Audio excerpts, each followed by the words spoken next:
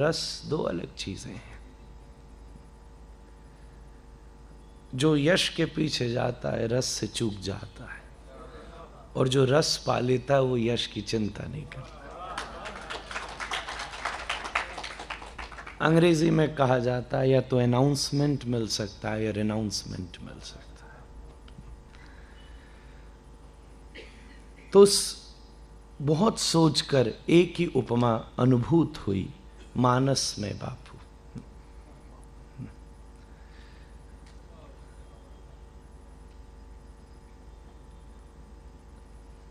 मेरे जीवन में बहुत सारे अवार्ड हैं।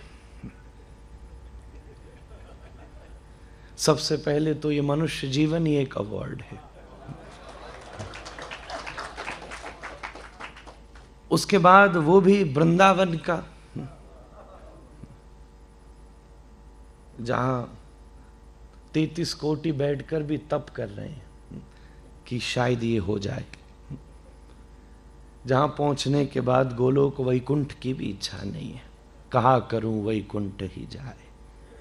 जहां नहीं नंद, जहां नहीं जशोदा, जहां नहीं गोपी ग्वालन गाए। सुना रहा हूं, वैसे तो वो बालक को केवल इसलिए लाया मंगलाचरण में थोड़ा दे दे, क्योंकि व्यासपीठ को संगीत बापू ने दिया है। तो एक बस प्रणाम का भाव था। और मेरे तो खानदान में भी किसी ने नहीं गाया, पता नहीं कहां से फूटा। मैंने सब जगह चेक भी करा लिया। एक दिन गोवर्धन में जब पिताजी दादाजी गोलोक प्रविष्ट हुए, तो एक दिन वो टीवी पर चल रहा था काम, और वो संगीत वाले इधर उधर चले गए जो आगे पीछे गाते थे। टीवी वाला बोले कुछ करो महाराज। अब कथा खत्म हो गई तो गाई दिए। तब से गोवर्धन का कुछ अनुग्रह हुआ। वो यही कहते ना, वो क्या प्यार करेगा सो गाना गाएगा, कुछ ऐसा।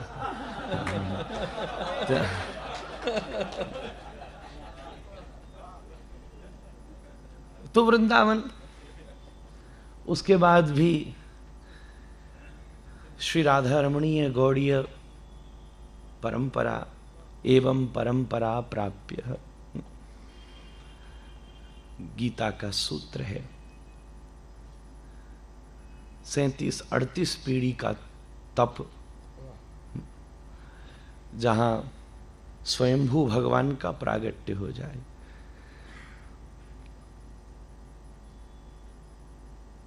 ऐसा गुरु मिल जाए। बहुतों को चरणों में बैठने का मौका मिला, ऐसे तो गोदी में भी बैठने का मौका मिला। बहुतों की ज्ञान उनका दिया है, बहुतों की बुद्धि उनको दी है, यहां तो खून भी उनका ही दौड़ता है। यहां तो उन्हीं का ही है। यहां तो ये भी अपना नहीं है, यहां तो ये भी अपना नहीं है। कई बार इस संस्कार से, महाराज जी बात कर रहे थे, कोई संसार में भागे डीएनए से, तो यहां तो वो झंझट भी नहीं।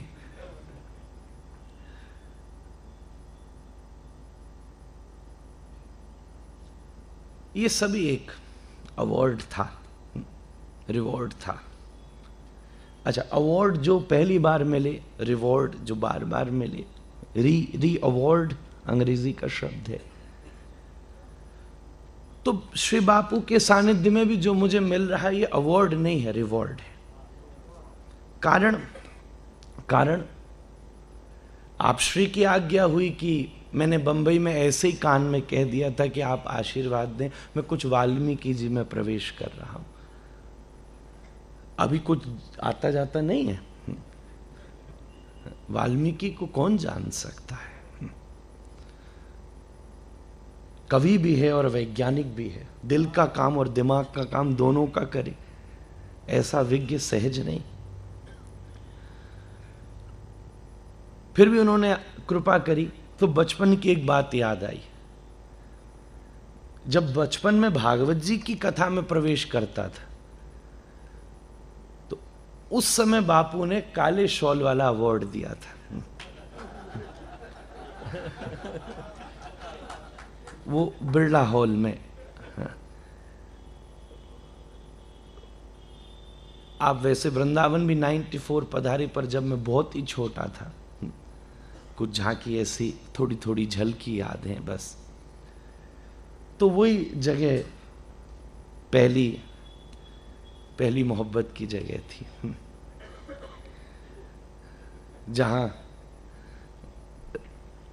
रति हुई थी, आज भक्ति हुई, जैसा आप कुछ कह रहे थे। जैसा आप कह रहे थे। तो उस समय आपने सुभाषीष दिया तो भागवत में प्रवेश हुआ। शुरू सा कुछ मामला था। और वैसे बड़ी बात नहीं, हमारे यहाँ कहते हैं जैसे मेढक का बच्चा उदलते फुदकना जानता है, चिड़िया का उड़ना सीख लेता है, गुसाई बालक बोलना सीख लेता है। परंपरा का स्वरूप है। पर आपका सुभाषीष मिला, भागवत में प्रवेश हुआ, तो वाल्मीकि जी में प्रवेश ही किया था, तो पुनः आपका सुभाषीष आप सबके लिए अवार्ड है, मेरे लिए ये आशीर्वाद है, रिवॉर्ड है।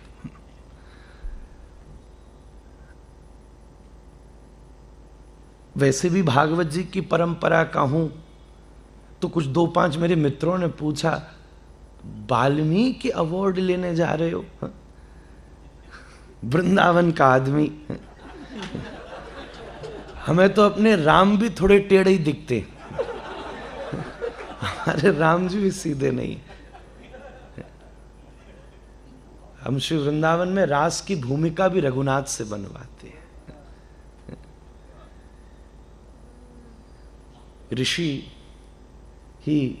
ऋषि रूपा गोपी होकर प्रकट होती।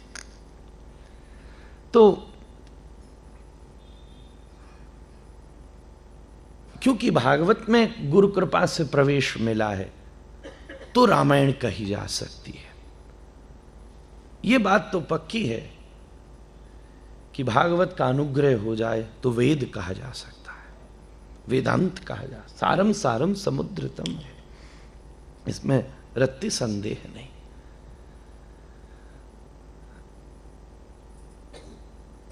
मात्र उसी संदर्भ से मेरी परंपरा में वाल्मीकि जी का प्रवेश कैसे हुआ, मैं थोड़ा कुछ ये सूत्र कहूंगा और फिर कुछ और बातें भी।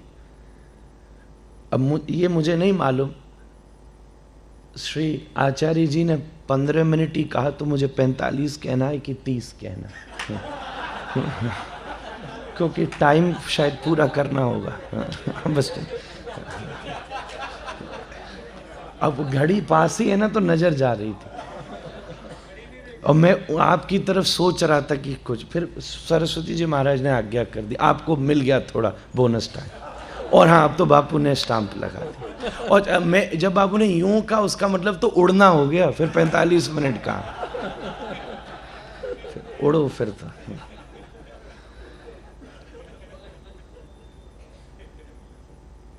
श्रीमद् गोपाल भट्ट गोस्वामी जी महाराज श्रीमद् चैतन्य महाप्रभु के अंतर्गत षड गोस्वामियों में आचार्य स्वरूप, उनका मूल स्थान श्रीरंगम है। श्री रंगनाथ के ही चरणाश्रय जब महाप्रभु ने वहां चातुर्मास्य किया तब आए। तो रामानुज संप्रदाय का एक सूक्ष्म संस्कार। और दूसरा, पूज्य श्री दादा गुरुदेव जब बाल्यकाल में अध्ययन के क्रम में आगे बढ़े, हालांकि उनका एकेडमिक एजुकेशन मॉडर्न रहा, लाहौर में रहे, मास्टर्स डिग्री की, मैं भी गुरु की बात कर रहा हूं, सभी आज प्रतिनिधि हो गए और शायद इसी में बढ़िया हित भी है। सभी 1 नंबर और जोड़ लीजिएगा, अब आप 4 हैं।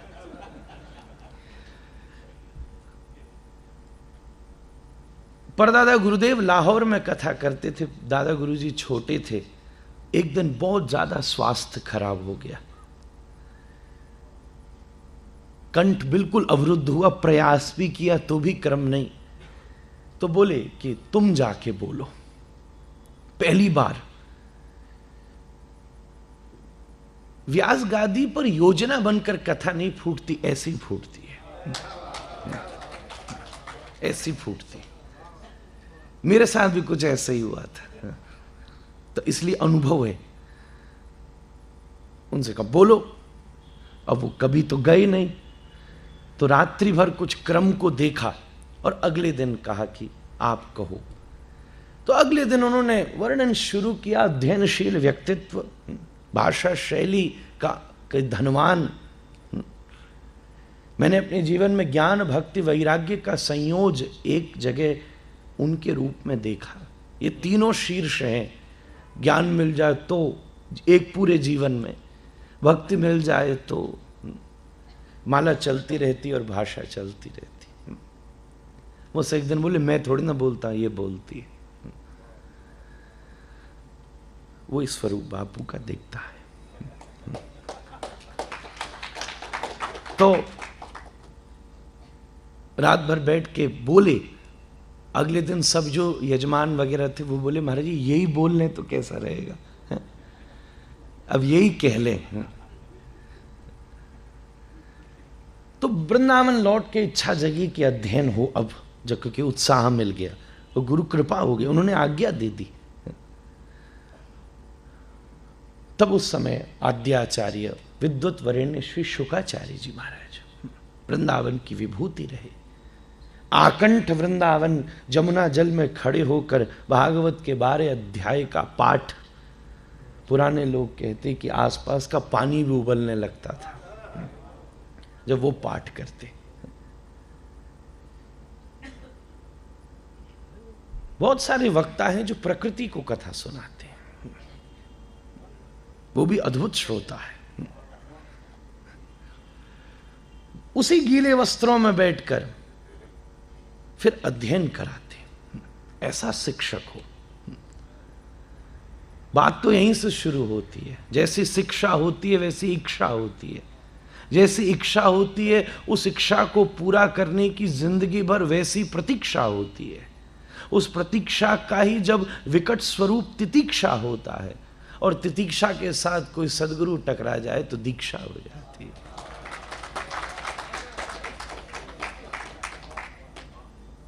तो वो शुकाचार्य जी महाराज श्री रामानुज संप्रदाय के, वो प्रतिदिन एक भागवत का श्लोक, एक वाल्मीकि रामायण का श्लोक, एक अध्याय और 7 भगवत गीता के श्लोक।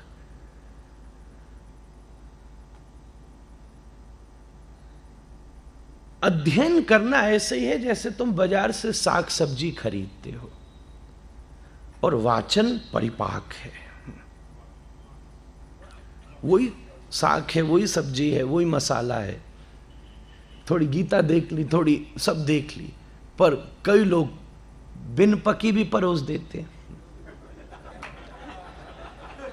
खाने लायक उसी की है जो पका के खिलाता है।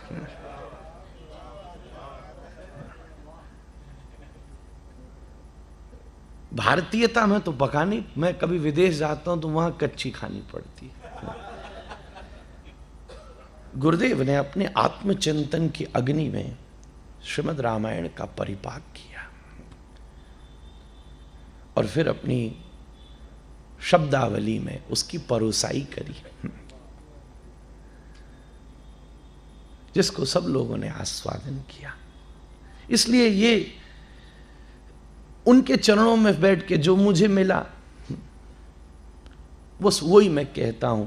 तो जो बापू अनुग्रह कर रहे हैं, मैं आज के दिन इस परंपरा में जिसके अनुग्रह से रामायण का प्रवेश हुआ, उस आचार्य श्री शुकाचार्य जी महाराज को भी प्रणाम करता हूं।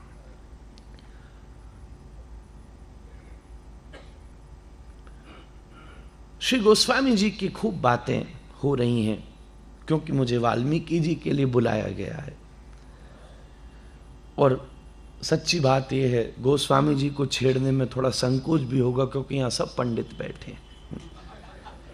कई जगह अपनी चलानी हो तो वो बोल दो जो औरों को नहीं आता हो।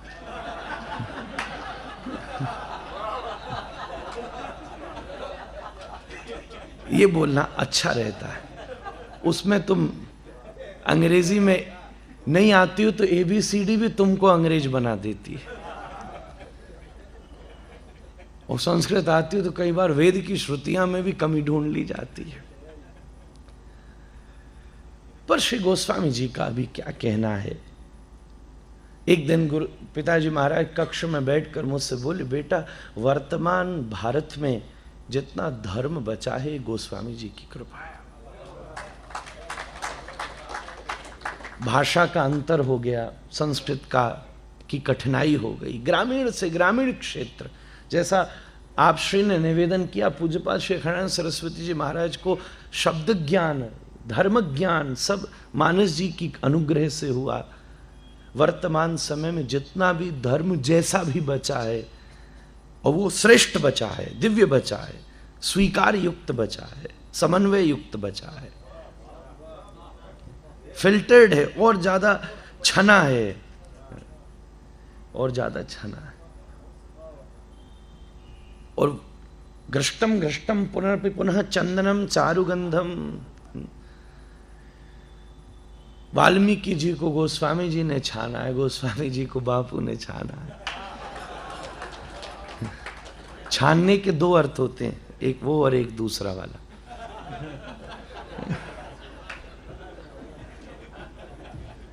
हमारे ब्रज के चौवा के हमें या हमारे हमको मालूम है। गंग भंग दो एक हैं, बसे शंभु के अंग, मुर्दा तारन गंग है जिंदा तारन।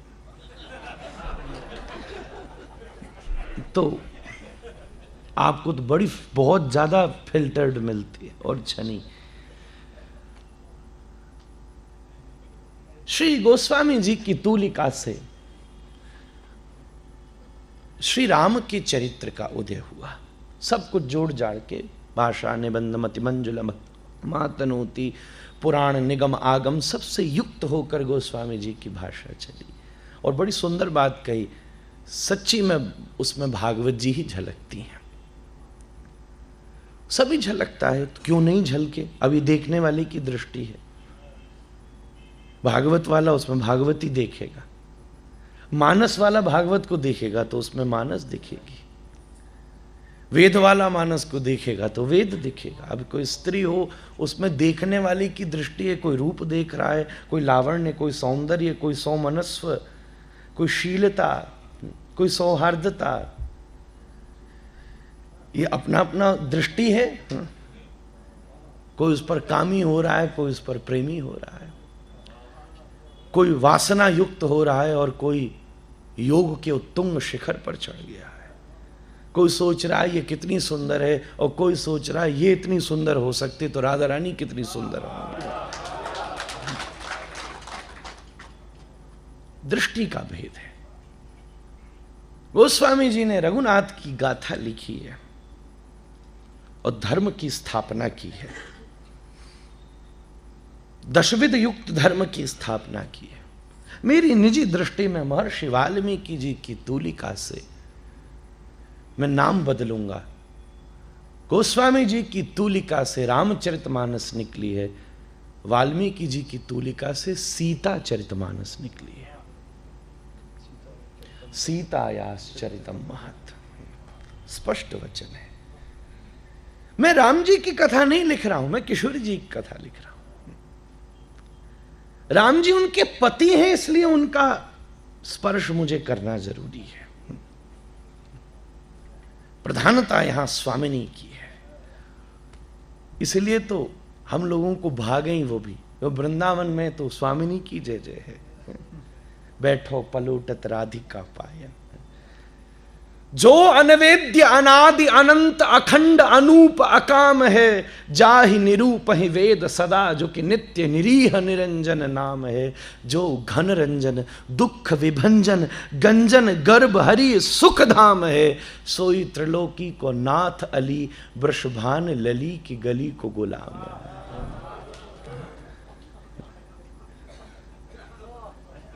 और ये नहीं समझना कि हमारे श्री कृष्ण ही भुगत रहे हैं।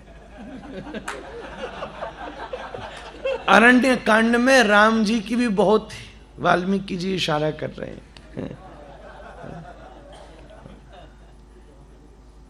सीता जी भी हो गई हैं वामा, दो प्रकार की होती हैं, वामा नायिका और दक्षिणा नायिका। दक्षिणा नायिका वो जो पति के सामने हाथ जोड़कर खड़ी रहे, जी हाँ जो आगे, और वामा नायिका वो जिसके सामने पति हाथ जोड़ के खड़ा रहे, जी। परसों बापू मुझे व्हाट्सएप पे किसी ने बड़ा जबरदस्त मैसेज भेजा, मैं रात भर हंसता रहा। 15 तारीख के दिन स्वतंत्रता दिवस था, तो बोले कि अगर कुछ दिन से पत्नी मायके चली गई है तो स्वतंत्रता दिवस की बधाई, और घर में बैठी है तो नाग पंचमी की बधाई।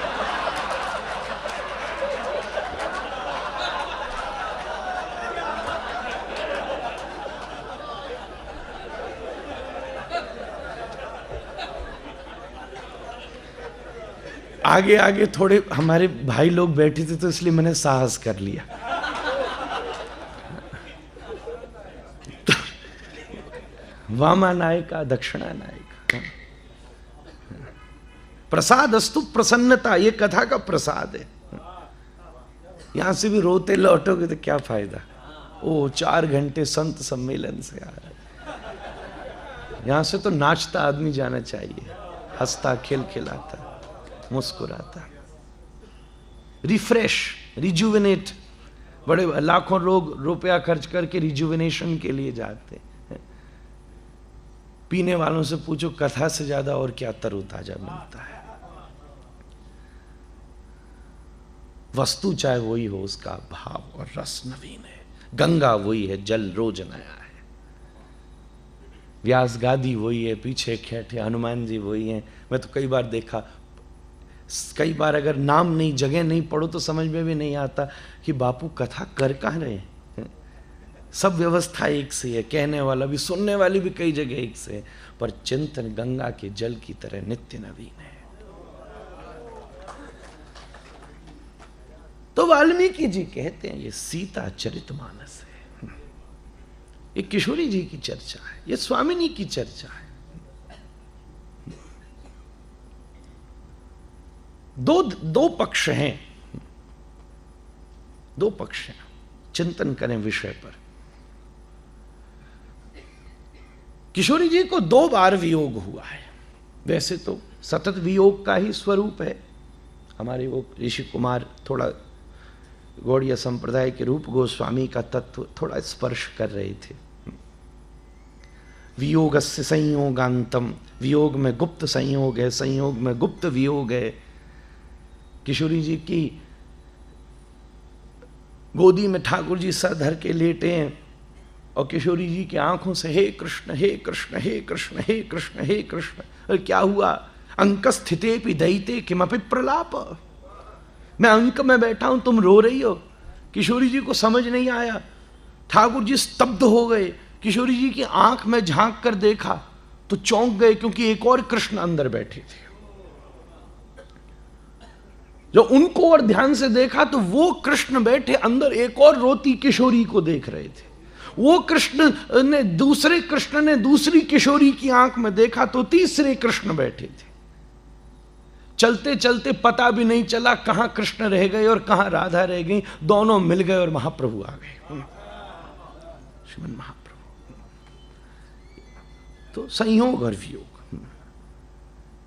वैसे ही मुझे सहायता करता विषय पर वापस ले आता है, तो मैं फिर बह जाऊं।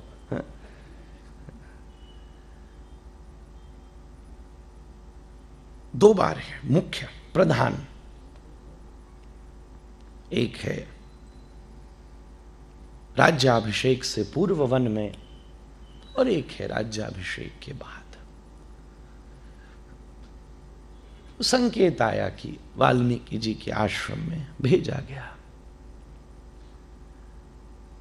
मुख्य प्रधान रूप से 2, ऐसे गुप्त रूप से तो होना ही चाहिए, नहीं तो काम नहीं बनेगा। अभी अभी वृंदावन ब्रज में झूलन यात्रा गई है तीज के दिन। झूल का मतलब ही यही है, संयोग और वियोग। हर क्षण संयोग। ठाकुर जी का झूला आगे आते ही संयोग है, पीछे जाते वियोग है।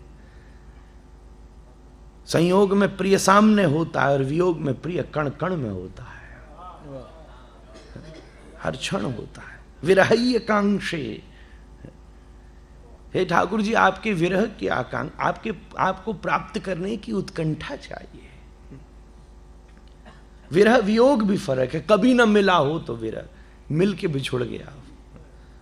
योग होकर जो हो वो वियोग है। एक पूर्व में है, एक पश्चात में है, प्रधान। दोनों में भेद इतना सा ही है। मैं एक एनालिसिस प्रस्तुत कर रहा हूं, श्लोक दर श्लोक जाएंगे तो अवार्ड सेरेमनी शायद यहीं से ना शुरू करनी पड़ जाए भाई, और इतनी मेरी ताकत भी नहीं।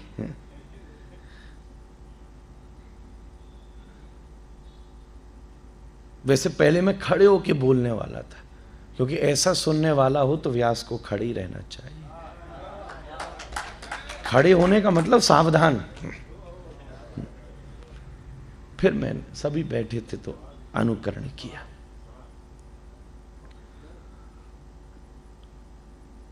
दोनों वियोग में एक भेद है। मेरी आत्मचिंतन ने गुरु कृपा के आश्रय में बैठकर ये हल्की सी बात खोजी। गलत भी हो सकती है, सही भी हो सकती है, पर आत्मानी प्रतिकूलानी तो परेशान न समाचरित। इस आधार से विश्वास से कह रहा हूं। एक पूर्व है, एक पश्चात है। पूर्व जो है वो अशोक है, अशोक न शोक, जहां शोक नहीं है। रावण लेकर गया है पर अशोक वाटिका में बिठाया है। जहां यहां वियोग है, यहां विरह है। और किशोरी जी को चाहिए, ये वेदमती भी बैठी है, ऐसी भी जो भी है, हम वो क्यों देखें। यहां अशोक है, शोक नहीं है, न शोक, बल्कि उत्कंठा है, प्रतीक्षा है, तितीक्षा है। हनुमान जी आ गए तो और उत्साह है। शोक नहीं है, बल्कि अपने प्रिय के लावण्य, सौंदर्य, सौमनस्य और पराक्रम को स्थापित करने की योजना है महाराज। रावण का वध तो किशोरी कर सकती है, ये कौन सी बड़ी बात है। वाल्मीकि जी के अनुसार यह शिव पिनाक सबसे पहले स्वामिनी ने उठाया है, जैसे रावण नहीं उठा सका। ये वुमेन एम्पावरमेंट है महाराज, वाल्मीकि जी। महाराज जनक ने वचन ही इसलिए लिया, प्रतिज्ञा इसलिए ली, अचानक स्वामिनी जी ने शिव पिनाक धारण कर लिया, उठा लिया पूजन के लिए। वाह! जो पुरुष सिंह इस शिव पिनाक के ऊपर प्रत्युंचारोपण करेगा, मैं अपनी कन्या का वो उसी को प्रदान करूंगा। अब मानस जी में स्वयंवर है, वाल्मीकि जी में थोड़ा अलग है, जो है उसमें नहीं जाते। और गुरुदेव तो और वर्णन करते आनंद रामायण। एक महारावण की भी चर्चा आई है। अहि रावण को हनुमान जी, रावण सबसे हल्का था, जिसको कहा राम जी आप निपटा लो।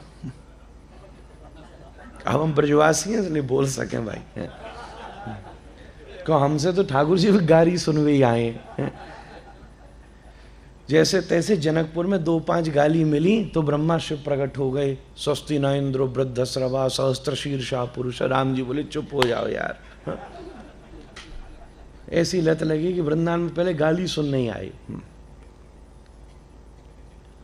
उससे बलवान तो अहिरावण था, हनुमान जी ने उसका उद्धार किया। और ये दोनों कथाएं सम चलती हैं। राम कथा के हरिदास हनुमान हैं और कृष्ण कथा के हरिदास गोवर्धन हैं। और दोनों प्रभुओं ने दोनों लीलाओं में दोनों की पूजा कराई है, यहां ब्रजवासियों से, वहां ही रावण से, देवी के रूप में। दोनों यही संकेत है, अहम भक्त पराधीनो, यही इशारा किया है। और सबसे ज्यादा बलवान तो महारावण है। एक महारावण जब पुष्प विमान में बैठ करके लौट रहे थे, तब महारावण ने हमला किया। राम लक्ष्मण जी के हाथ में कुछ नहीं रही, हनुमान जी के हाथ में कुछ नहीं रही, तब जाकर के श्री जानकी जी ने हाथ में भाला लेकर उसका वध किया। भद्रकाली का ये जो स्वरूप है, ये किशोरी जी का ही स्वरूप है। ऐसा भी एक संकेत प्राप्त होता। तो ये मैं इसलिए कह रहा था कि यहां शोक नहीं है, प्रतीक्षा है और आशा है। और इसने भी अदब से बिठाया है। हनुमान जी आए, अति मंगल में, वो सीरियलों में क्या है उसका तो नहीं मालूम। मध्य में संगमरमर का एक बड़ा सुंदर भवन बना हुआ है, ठीक उसके बीच में एक अनुपम स्वर्ण की दीवालों से बना हुआ एक गर्भगृह है, ठीक उसके मध्य में बड़े बड़े भिन्न भिन्न वैदुर्य नील विद्रुम स्फाट स्फटिक मूर्ति भी, बड़ी बड़ी मणि माणिक्यों से सुसज्जित एक मंगल में अति दिव्य चबूतरा स्थापित है। उसके ठीक पीछे एक अशोक का वृक्ष जा रहा है और उससे टिक करके जानकी बैठी हुई है। स्वरूप है, वियोग है पर अशोक है, शोकनीय नहीं है, सोचनीय नहीं है। पर जो बाद में हुआ है ये अशोक है, वो सशोक है, वो सशोक है। शोक युक्त वियोग का एक ही अर्थ होता है, जहां वियोग है पर शोक नहीं है, उसका स्वरूप है। जहां पुनः मिलन की अभी संभावना है, पर जहां पुनः मिलन की संभावना ही नहीं है, वो महाशोक है, महाशोक है। श्री कृष्ण लीला में भी देखने को मिल जाता है। अब मैं उस तरफ फिसलना नहीं चाहता, कथा बड़ी रपटी भूमि है, एक एक शब्द ऐसा चिकना होता है फिसल जाए आदमी। संयोगस्य वियोगांतम, ये अशोक भूमि है, ये अशोक वियोग है, वो सशोक वियोग है। लखनलाल जी को रघुनाथ कहते जाओ भैया किशोरी जी को छोड़ कर आओ। और वाल्मीकि जी ने स्पष्टीकरण भी किया है कि भाई एक व्यक्ति ने कह दी थी रात में नारी बाहर थी इसलिए भेज दिया। कैसी बात करते हो, लोगों की राम जी सुनते तो जंगल ही नहीं जाते। सारी दुनिया कह रही थी मत जाओ, मां कह रही थी, केवल मां कह रही थी। और मां की भी इसलिए सुनी क्योंकि उसमें परोपकार था। धर्म यह शिक्षा देता है, बात धर्म की ही सुननी है, वो भी जब गुरु मुख से निकले, वो भी जब मातृमुख से निकले। पढ़ाया तो राक्षसों को भी मां गुरुओं नहीं है। दुर्योधन भी वहीं से पढ़ के आया, हिरण्यकश्यपु भी पढ़ा ही है।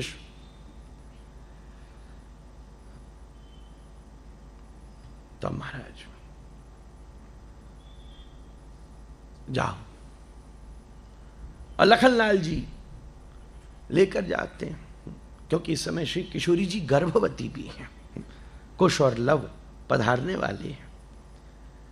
और एक गर्भ का समय किसी के भी जीवन का सबसे महत्वपूर्ण समय है।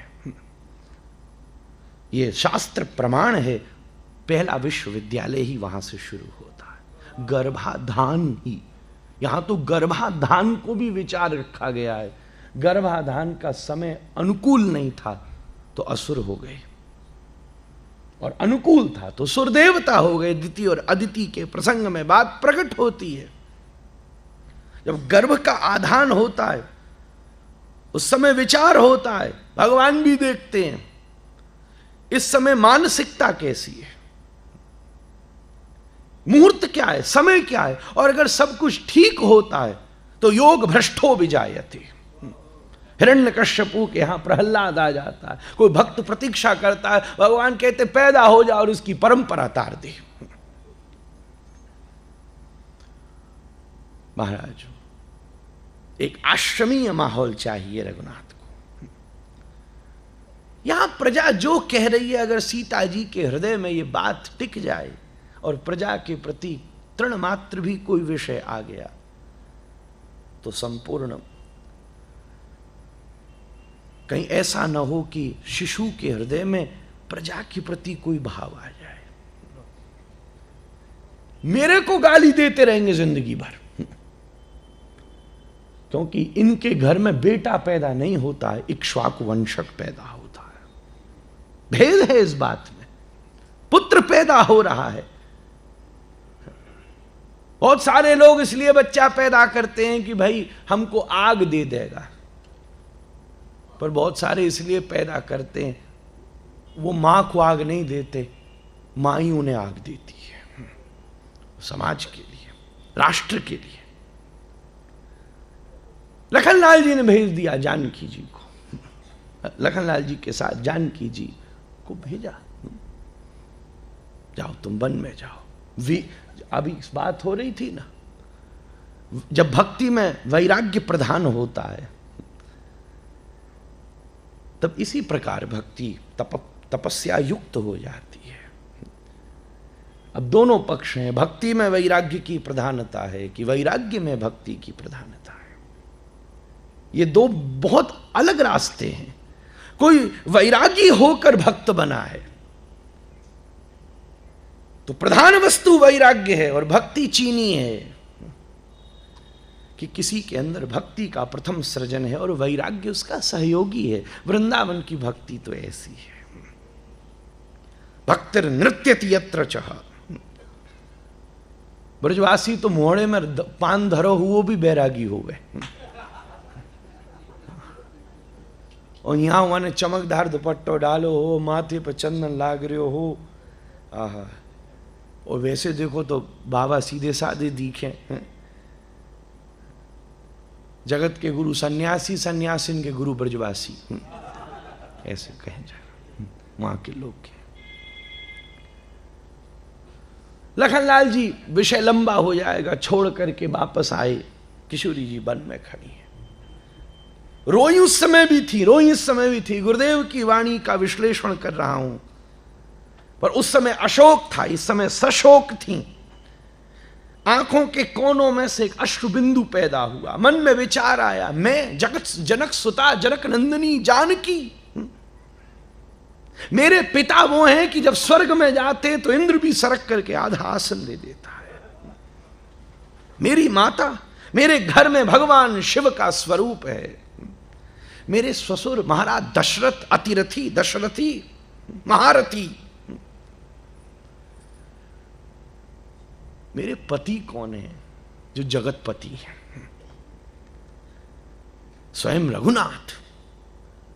आज ये क्या हुआ? आज से पूर्व जब मैं प्यासी होती थी तो मेरे सामने हजारों दासियां स्वर्ण में पात्रों में बड़े बड़े सुंदर सुगंधित जल और पेयों को लेकर मेरे सामने प्रस्तुत हो जाती थी। इससे पूर्व जब मैं चलने का प्रयत्न करती थी तो बड़े बड़े पामड़े बिछा दिए जाते थे। इससे पूर्व जब मैं क्षुधातुर होती थी तो चर्ब चोष्यलेह भच्च भोज अम्ल तिक्त कटकसाय मधुर सप्त से विनिमंजित सुंदर बड़े बड़े पकवानों को मेरे सामने पेश कर दिया जाता था। इससे पूर्व जब मैं अलंकृत होने का प्रयत्न करती थी तो बड़ी बड़ी किंकरियां, बड़ी बड़ी परिचारिकाएं, बड़ी बड़ी दास दासियां, मानो उनके हाथों में स्वयं भगवती लक्ष्मी प्रकट होकर मेरा श्रृंगार कर रही हो। जब मैं कटी किंकणी कुड़न करती हुई हाव भावों को प्रकट करती हुई चलती थी तो ऐसा प्रतीत होता था आसमान में उदित होने वाला भुवन भास्कर ही मेरी बिंदी के रूप में विराजित हो गया हो। जब मेरी कुंतल अलकावलियां मेरे तेजस्वी मुख के ऊपर बिच्छुरित होकर के आती थी तो ऐसा प्रतीत होता था कि किसी नील कमल के ऊपर हजारों भौरे रस लेने के लिए लपक रहे हों। मेरी नथनी के सामने ध्रुव तारा भी संकुचित हो जाता था। ऐसा रूप लावण्य सौंदर्य सौमनस्व, ऐसा लगता था बसंत की बसंतिका ने मुझे अपनी सौरभ्यता और सुगंधता मेरे चरणों में अर्पित कर दी। चलते समय जब मेरे नूपुरों का रंजन होता था तो ऐसा लगता है ब्रह्मलोक में बैठी शारदा वीणा बजा रही हो। ऐसा अनुपम स्वरूप। ढलते हुए भुवन भास्कर की अरुणिमा ही मैंने ओठों पे विराजमान करी है। अमावस्या की रात्रि को ही बलात् मैंने अपनी आंखों में कज्जल की तरह अविराजित कर लिया है।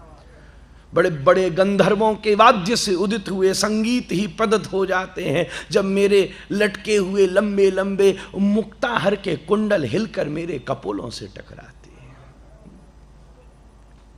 ऐसा दो मेघों के टकराने से उत्पन्न हुए विद्युत संपात को ही मानो नीबी के रूप में मैंने धारण किया है। ऐसी है भगवती। और ये सामान्य सुंदरी नहीं है। और जगह लोग ब्यूटीफुल होते हैं, ये ब्यूटी इनकारनेशन है।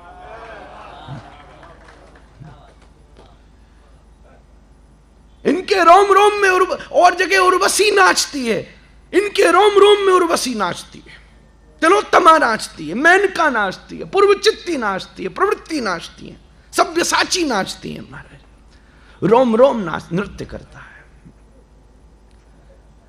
एक एक रोम रोम में कोटि कोटि देवता विराजमान हो जाते हैं। ऐसा इनका रूप, लावण्य, सौंदर्य।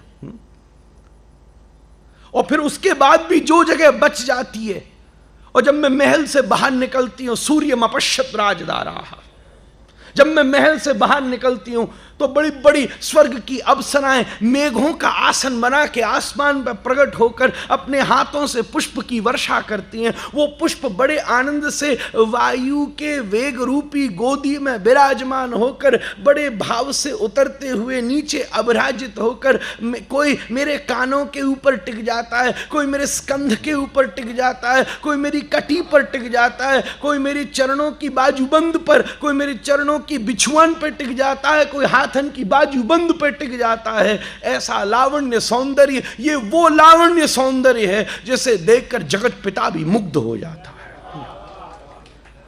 एक सामान्य सौंदर्य क्या है जिसे देखकर पुरुष मुग्ध होता है, ये भगवती का स्वरूप क्या है जिसे देखकर पुरुषोत्तम मुग्ध हो जाता है।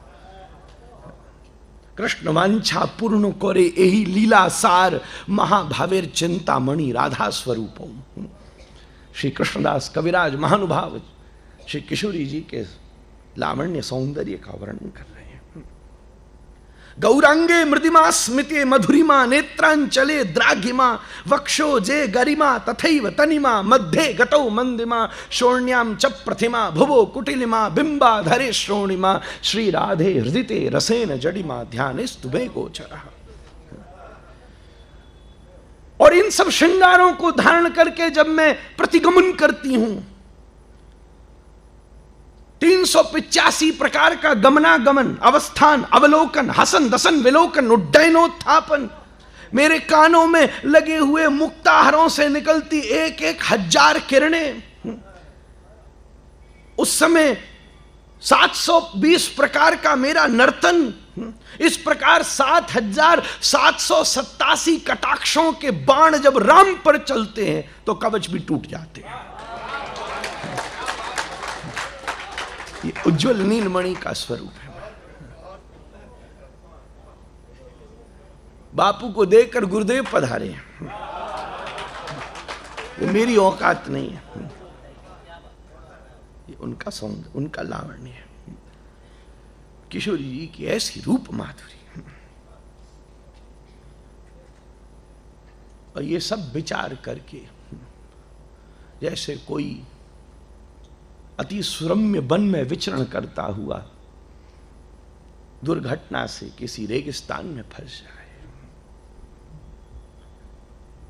सुंदर भोजन का दर्शन करे पर उसके लिए आस्वादनीय न हो, उसमें बहुत पीड़ा होती है। कम भूख हो और भोजन सामान्य मिल जाए तो भी ठीक, भोजन तो बहुत हो। हम लोगों के साथ भागवत में ऐसा होता है जब 56 भोग लगता है, बापू सामने माल धरा हुआ है और जजमान का मन ही नहीं लगता, कई बार तो वक्ता का भी नहीं लगता। समोसा, जलेबी, इमरती, कचौड़ी, सहस्त्र छिद्री, मालपुआ, टकोरादार पूड़ी धरियो। उस दिन था कृष्ण जन्म वाले दिन तो लंबी कथा होती है, पर अगले दिन 3 के 2.25 हो जाते हैं। प्रसाद ऐसा, प्रसाद बढ़िया रबड़ी धरियो। किशोरी जी विचार कर रही है, मैं कहां थी और आज क्या हो गया। बड़े बड़े पर्शियन कारपेट्स बिछा दिए जाते थे और आज मैं अकेले इस कटीले रास्ते पर खड़ी हूं। कहीं से सिंह के दहाड़ने की आवाज आ रही है, बीभत्स बन, घोरम प्रतिभयंकारम, घोर अति भयंकर बन। हे विधाता, ये तेने क्या किया? धातु पुरा कोपिन बुद्धि तो भूत। आज ये दिवस आकर उपस्थित हुआ। अकेली मैं जो भीड़ में चलती थी, आज तक जनकपुर में मैं जमीन पर नहीं चली, जब चली अपने पिता के दिल पर चली, महाराज जनक के हृदय पर चली।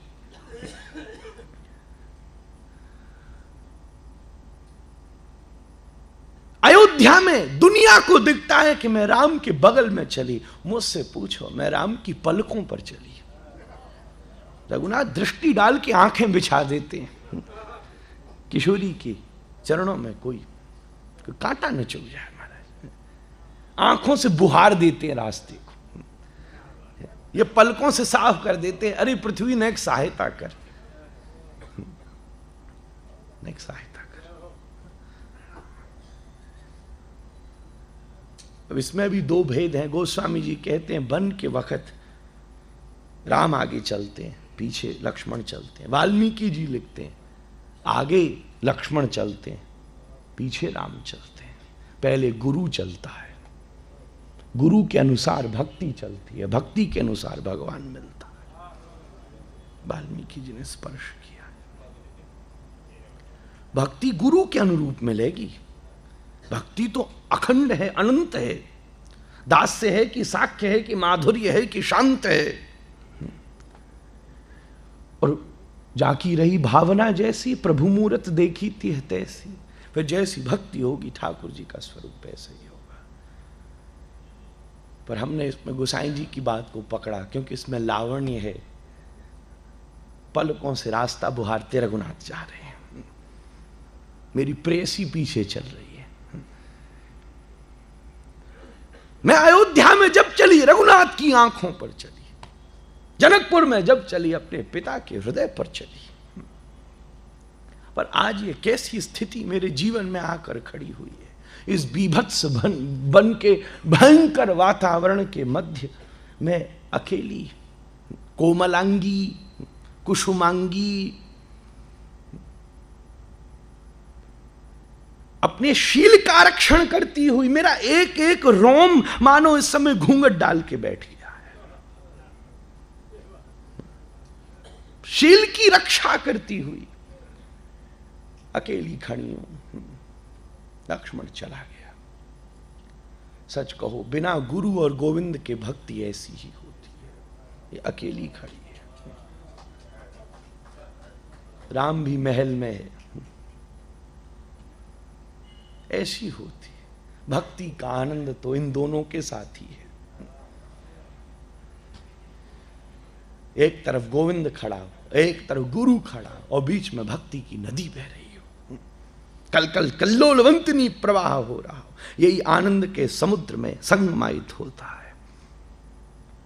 महाराज समेट दे रहा हूं।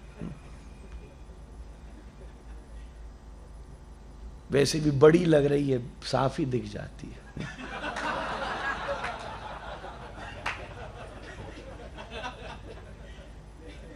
अब दो ही प्रकार से कथा होती है बापू, या तो घड़ी से होती है या हृदय की घड़ी से होती है। ये जितना अच्छा लगता है, पर यहां दोनों की जरूरत है। किशोरी जी प्राण विभ्वला होकर कुसुमांगी, गौरांगी, कोमलांगी, रोम रोमांचिता, विश्रवा वृद्ध, विश्रब्धा, ये सब नायिकाओं के अनंत भेद हैं। कलहंतरिता, विद्युत मटा, ये सब उज्जवल नीलमणि कह रहे हैं। किशोरी जी अत्यंत वियोगिनी। इस समय एक ये बिंदु ऐसा है जहां श्री सीता जी का वियोग श्री वृंदावन की किशोरी जी से भी ऊंचा है, क्योंकि वहां कभी शोक नहीं है, शोक नहीं है।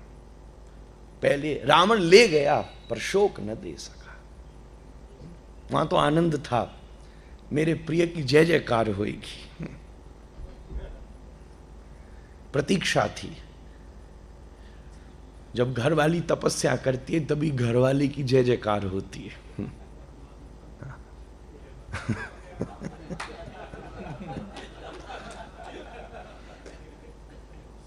कुछ लोग थोड़ी देर बाद रियलाइज करके हंसे, अनुभवी ऐसा लगता है,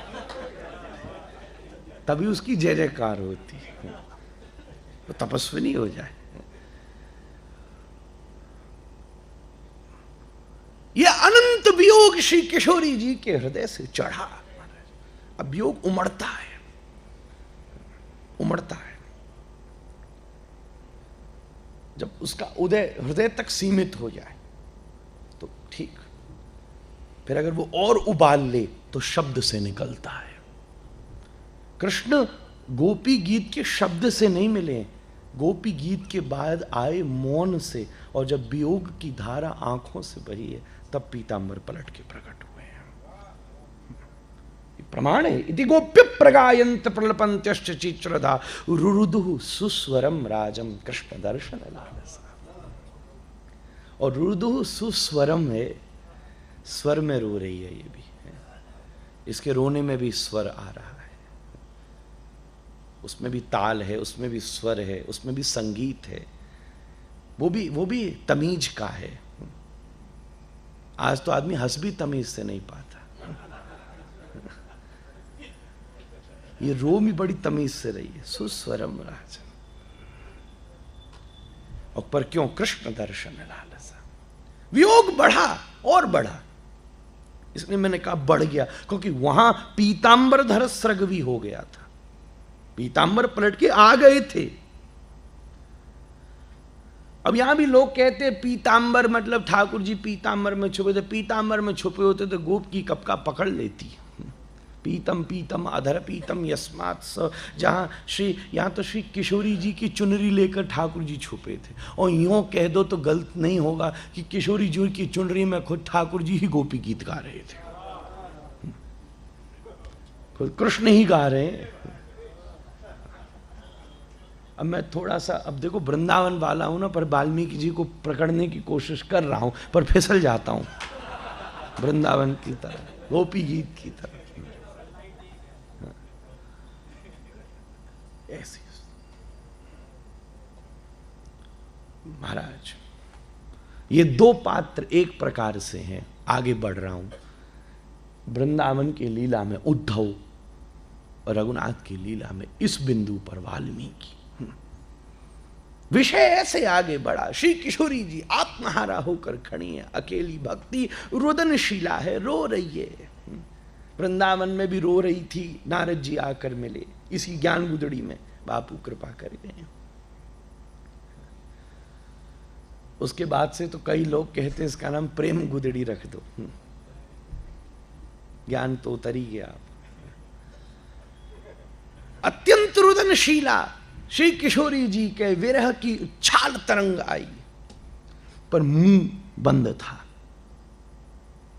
तो ये चक्र पार कर गई। पहला चक्र यहां है, उसमें और उबाल आए तो दूसरा चक्र शब्द है, ये भी रुक गया, ये भी मौन हो गया, तो और उबाल बढ़ा और बढ़ा। या तो मिलन का छींटा पड़ जाता तो आग बुझ जाती,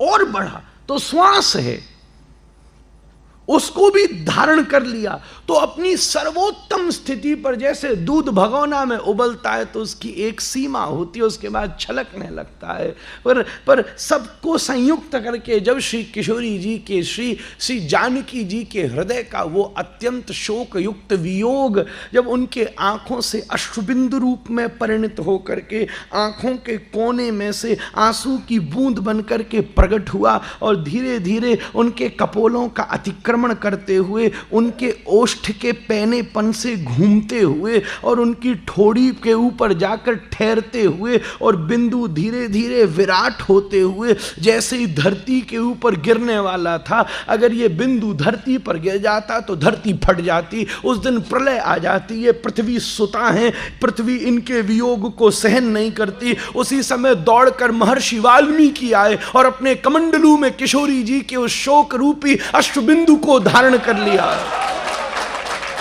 किशोरी जी का वो शोक बिंदु है जो वाल्मीकि रामायण के 24,000 श्लोकों में प्रकट हुआ है। शोकम श्लोकत्वमागतः, शोक ही श्लोक बनकर प्रकट हुए। क्रौंच पक्षी का शोक तो प्रागट्य करने की मात्र भूमिका थी। वहां निषाद प्रतिष्ठाम त्वाम गम शाश्वती क्षमा यत क्रौंच मिथुना देख मवधि काम मोहितम। यहां मां शब्द का अर्थ जानकी है। इंदिरा लोक मातम मां, अमरकोश महाराज बैठे हैं। मां निषाद प्रतिष्ठा, या मां शब्द जानकी के लिए है। और निषाद शब्द मतलब तीर मारता वो निषाद होता है। व्याधा जिसने किशोरी जी के श्री राधिकाया हृदय से चौरम, निषाद। निषाद वो होता है जो हिरन मार दे, बाण मार के पशु और किसी का वध कर दे। श्री राधिकाया हृदय, श्री सीताया हृदय से चौरम, निषाद श्री रघुनाथ। प्रतिष्ठाम, उनकी प्रतिष्ठा। यत क्रौंच मिथुना देख मवधि काम मोहितम। ये दो, एक काम मोहित बहन सुपर्णखा और एक रावण, यों कह लो। ऐसे 50 रास्ते हैं। मुख्य शब्द प्रधान पहला है। यही वाल्मीकि रामायण का श्रीमद है। महाराज श्री कहते थे श्रीमद है। किशोरी जी के हृदय से उदित हुआ ये शोक है जो रामायण के श्लोक बन करके प्रकट हुआ। इसलिए सीताया चरितम महत, जो वाल्मीकि जी ने लिखा है वो सीता जी का अनुपम चरित्र है। उन्हीं की महत्तम भूमिका है और उसी के माध्यम से समाज में धर्म और संस्कृति की स्थापना का अनुपम स्वरूप है। और एक बात, जैसे गोस्वामी जी ने स्वांत सुख के लिए लिखा है, ऐसे ही वाल्मीकि जी ने भी जिज्ञासु होकर ही लिखा है। इस समय सांप्रतम लोके कौन ऐसा व्यक्ति है जिसके बारे में मेरी तूलिका जिससे अमर हो जाए। लिख मैं सकता हूं। देखो, कवि होना अलग बात है, वैज्ञानिक होना अलग बात है। यहां वाल्मीकि जी केवल विज्ञान उनकी प्रतिभा है, कवि होना उनकी प्रतिभा है, पर रामायण के श्लोकों में उन्होंने प्रेमी होकर लिखा है। वो श्री किशोरी जी के अनंत अनुग्रह से प्राप्त हुई है। यही उसका सूक्ष्म स्वरूप है, यही उसका आत्मनिवेदन स्वरूप है। मंगल में अपनी भावांजलि को, अपनी प्रेमांजलि को, अपने प्रणाम को और आगे आने वाले जीवन के समस्त सुकृत और शुभ परिणाम को सबको व्यक्त करता हुआ आप श्री के चरणारविंदों में अपनी शब्द प्रणति प्रस्तुत करता हूँ। श्री गुरुदेव प्रभु के चरणों में प्रणिपात करता हूँ। उन्हीं की कृपा का साहस लेकर यहाँ आया, नहीं तो ऐसी सभाओं में बोलना सहज नहीं होता। मैं तो बोला ही नहीं, वो बोलें तो काम बन जाता है। जब शिष्य से गुरु बोलता है तभी काम बनता है। उन्हीं को प्रणिपात करता हूँ। आप सबको थोड़ा समय का उल्लंघन हुआ, उसके लिए क्षमा प्रार्थी। और बापू ने उड़ने की ऐसा कह दिया था, अब मौन है तो अब इसको कुछ भी समझ लो।